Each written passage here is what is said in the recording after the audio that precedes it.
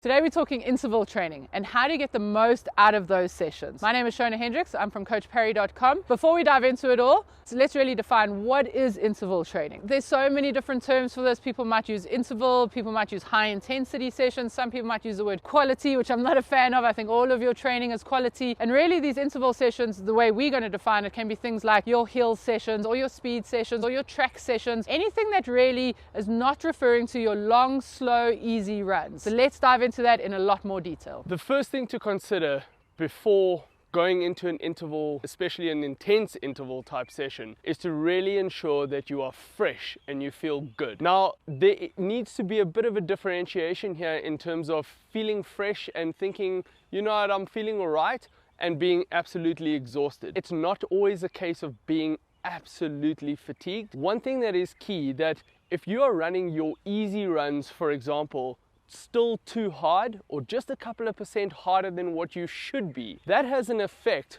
on the interval session that might come either the following day or a day later. You're not then going to be able to hit the numbers in your interval session, so the paces you might be required to try and meet in that particular session. Particular heart rates might not be the same if you're following heart rate values. So how fresh you are or how well recovered you are going into that interval session is going to play a very big role in how well you execute that interval session. The rest days are absolutely vital as well, because those all play that big part in recovery and making sure that you are as fresh as you can be going into that interval session and being able to put out the kind of intensity or efforts that are required from that particular session. Another thing that you can do before getting into your session is really understanding the purpose of that session. So the method to the madness, almost, I like to call it. So why are we doing this sort of session? Why are you running up a hill for 2 minutes and coming back down? Or why are you running around the track in circles over and over again? Understanding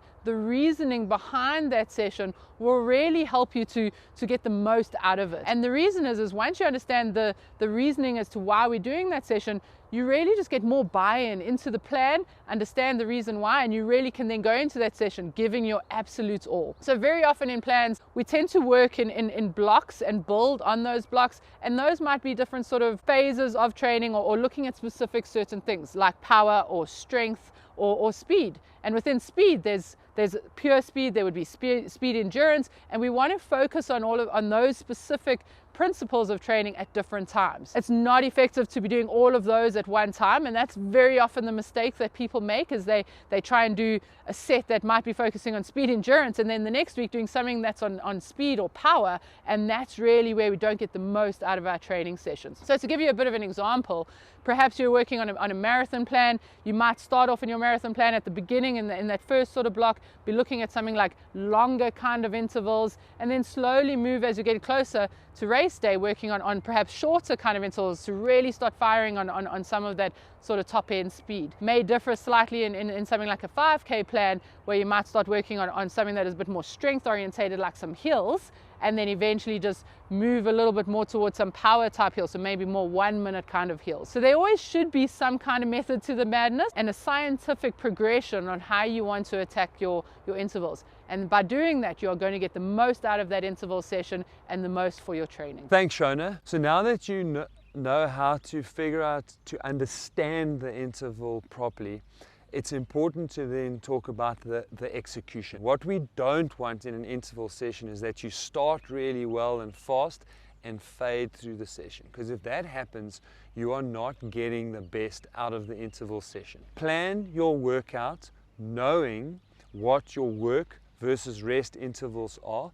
because that's going to give you a really good idea of how fast you can sustain the intervals through a session. I've got a rule in my training squad. I do not mind if people run the session a little bit faster than I ask them to do it, but only if they can sustain that through the entire workout. So really what you want to do is you want to be within 1 or 2 seconds on each repeat, from the first repeat to the last repeat. If you don't get that right, you are not getting what you need to be getting out of that session. You are far better off getting 2/3 into the session and realizing that you were capable of a little bit more and then giving a bit more towards the end, than going out too hard and falling off at the end, because number one, you're getting too much of a dose early, and ultimately you're not going to get the dose